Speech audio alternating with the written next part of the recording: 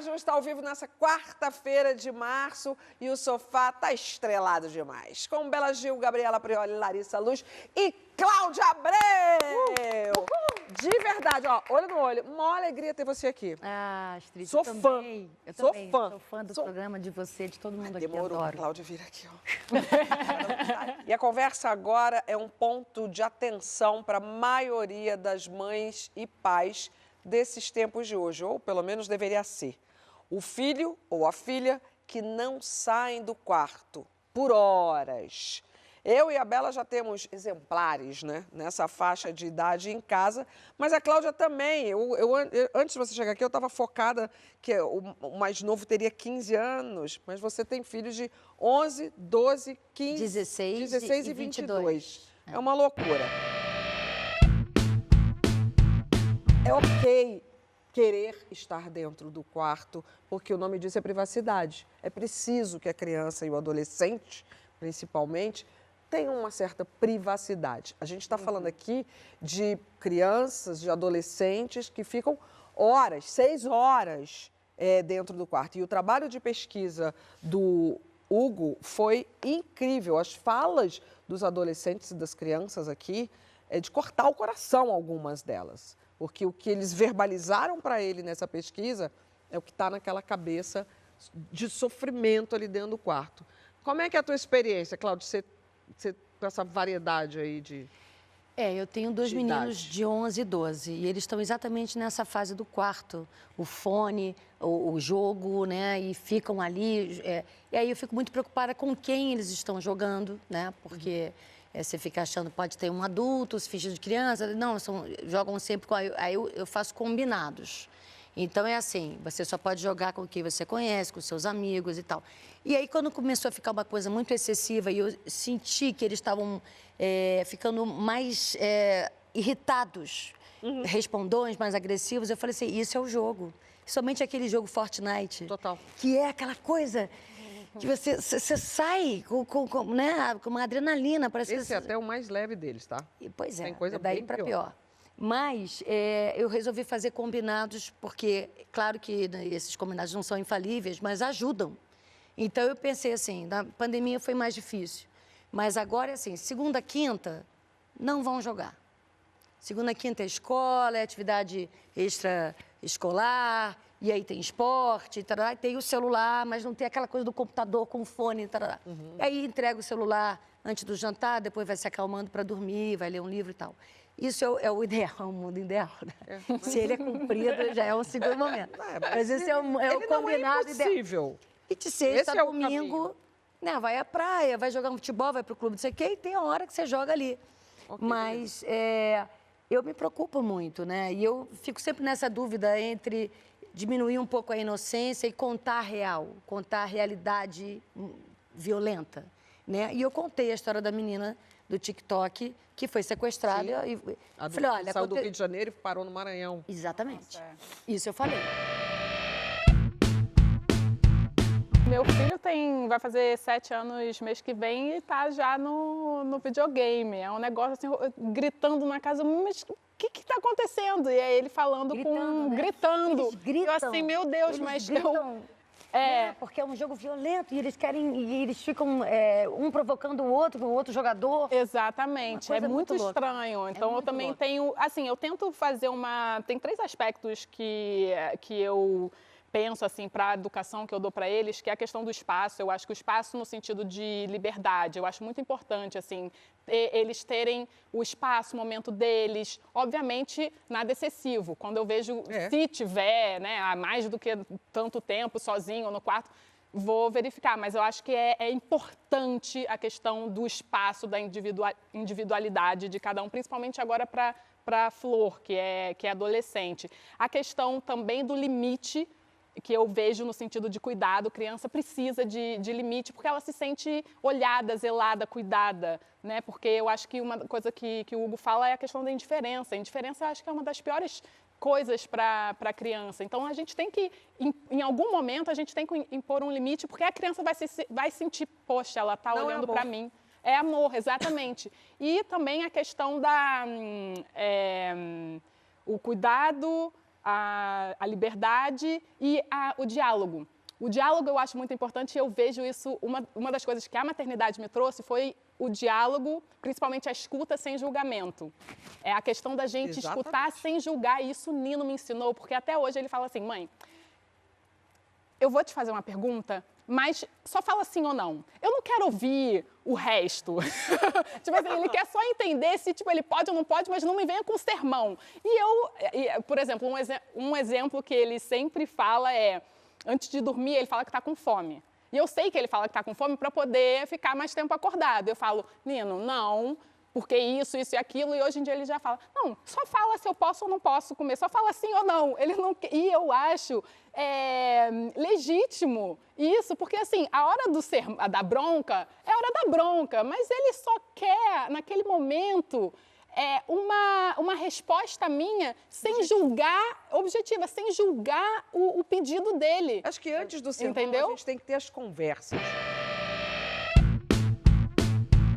Para a gente entender e conseguir dar a mão para quem está dentro do quarto, a gente precisa pensar na vulnerabilidade de quem está fora, então dos pais. Pega na mão do seu filho, escuta sem julgar, seja um ponto de apoio, durante as refeições, na hora de dormir, no momento que vocês estão ali, se dedica, tenta estar concentrado. Qual é a condição que a grande maioria dos pais tem de fazer isso? Porque antigamente o tempo entre uma mudança tecnológica e outra mudança era muito maior, dava tempo dos adultos se habituarem, compreenderem o fenômeno e aí servirem de alicerce para que os mais jovens, por sua vez, conseguissem entender o que estava acontecendo. A gente tem dito, com razão, porque tem pesquisas amedrontadoras sobre a saúde mental de adolescentes, a gente tem falado que a curva da saúde mental tem caído vertiginosamente entre os adolescentes, mas os adultos estão bem? A gente tem falado que os jovens não sabem usar a tecnologia, mas a gente sabe. A gente respeita os limites, a nossa saúde mental está em dia. Ninguém está ansioso, ninguém usa a rede social mais do que acha que deveria usar. Ninguém se pega durante uma refeição olhando o celular enquanto o filho está ali do lado. E fora isso, tem as questões de fragilidade da situação dos adultos de uma maneira muito importante em relação à própria perspectiva de sustento daquela criança. A inteligência artificial está chegando aí, seu trabalho vai ficar obsoleto, daqui a pouco ele não existe mais. Como é que você se estrutura, como é que você dá estabilidade para essa criança? A gente não tem resposta para isso. A gente não tem resposta para isso. Mas uma coisa eu te garanto. O maior ato de amor que a gente vai ter, e por isso é que ele usa a palavra amor. Na hora que eu li o livro, eu não entendi porque estava escrito aqui na capa, quando as crianças e adolescentes nos ensinam a amar. E foi exatamente isso que eu aprendi com o Gabriel. Porque eu era a adulta, ainda mais com a desculpa de que sou jornalista. Cada um tem a sua desculpa para ficar agarrado no celular, né? Eu era essa adulta. Eu era a adulta que xingava no trânsito. E que para ir rapidinho ali, ia sem o cinto de segurança. Eu fazia isso.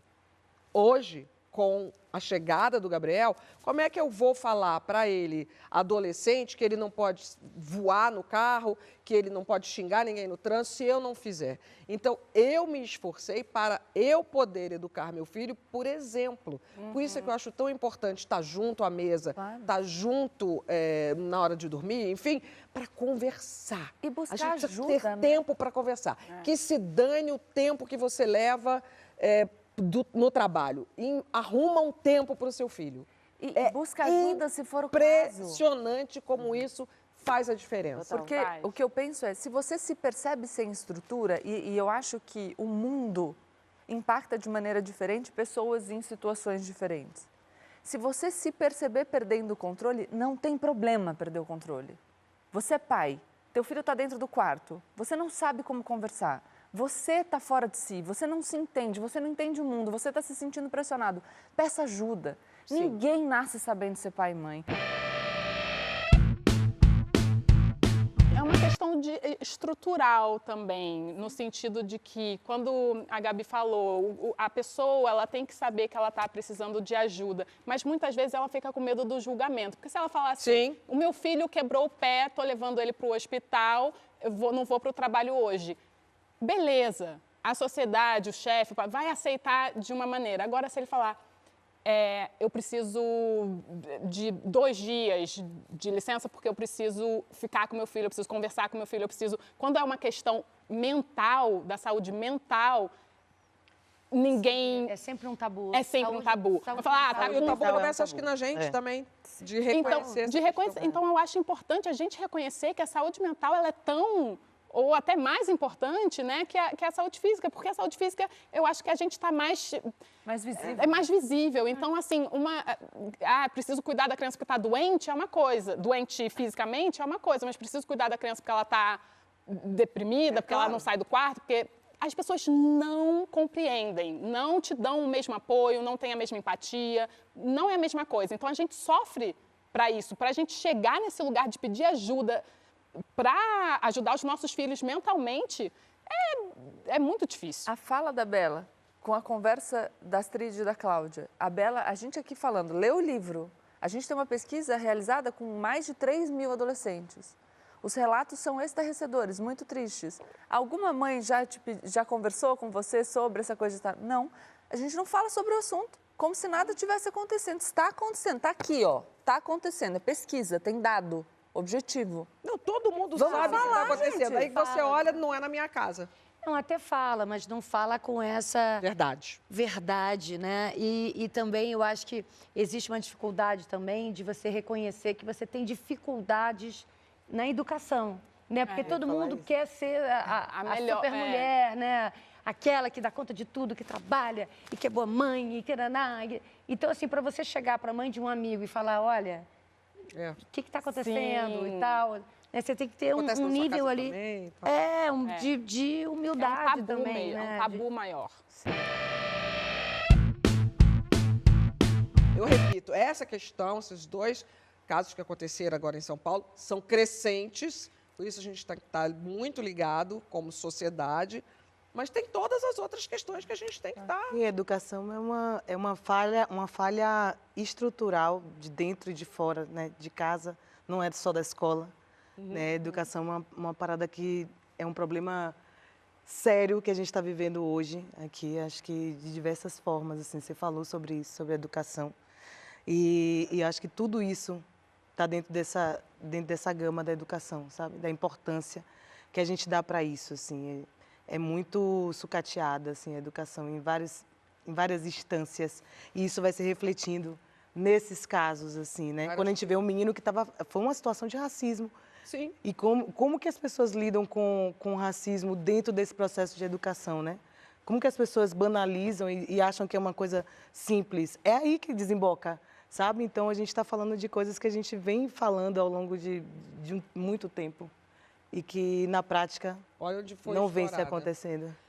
Eu tenho vontade de continuar muito, assim, acho que tinha que ter, toda semana a gente tinha que falar um pouco mais sobre esse assunto, que para mim hoje é um... Eu tenho pensado... muito sério. Pensar em educação digital, que deveria ser dada nas escolas, porque tem esses grupos de WhatsApp e que depois rolam bullying pelo grupo de WhatsApp de uma série inteira ou de uma turma e tal. E isso eu olho, viu, Bela? Isso eu olho. Esses grupos de WhatsApp. É isso que eu quero saber. É assim, se o meu filho está fazendo alguma coisa errada, ou estão fazendo com ele, eu não quer ir para a escola por quê? O que está rolando no grupo? Como é que ele está no grupo? Esses grupos de WhatsApp são pistas, sabe? É bem interessante. E eu acho que a escola deveria ajudar nisso, né? Como você... Né? A gente deveria ter uma educação digital que a gente também não teve. A gente não é dessa geração, mas eles são. Eles ainda podem aprender na escola. Minha cabeça está fervendo. Porque não é só o controle, é uma coisa assim, mas o controle não vai resolver, entendeu? É uma ética, né? O controle não vai resolver. Na verdade, a aula é de ética.